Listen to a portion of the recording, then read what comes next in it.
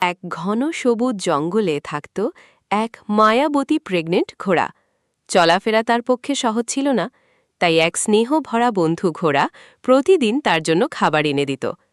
সে খাবার খেয়েই কেটে যেত প্রতিটি দিন। অবশেষে একদিন সেই প্রতীক্ষিত মুহূর্ত এলো। ছোট্ট এক ঘোড়ার বাচ্চা জন্ম নিল।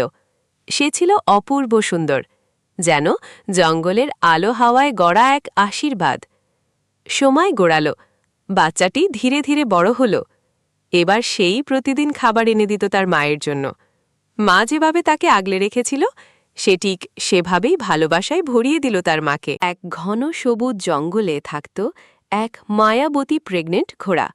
চলাফেরা তার পক্ষে সহজ ছিল না, তাই এক স্নেহ ভরা বন্ধু ঘোড়া প্রতিদিন তার জন্য খাবার এনে দিত। সে খাবার খেয়েই কেটে যেত প্রতিটি দিন। অবশেষে একদিন সেই প্রতীক্ষিত মুহূর্ত এলো। ছোট্ট এক ঘোড়ার বাচ্চা জন্ম নিল। সে ছিল অপূর্ব সুন্দর, যেন জঙ্গলের আলো হাওয়ায় গড়া এক আশীর্বাদ। সময় গড়াল, বাচ্চাটি ধীরে ধীরে বড় হল। এবার সেই প্রতিদিন খাবার এনে দিত তার মায়ের জন্য। মা যেভাবে তাকে আগলে রেখেছিল, সে ঠিক সেভাবেই ভালোবাসায় ভরিয়ে দিল তার মাকে।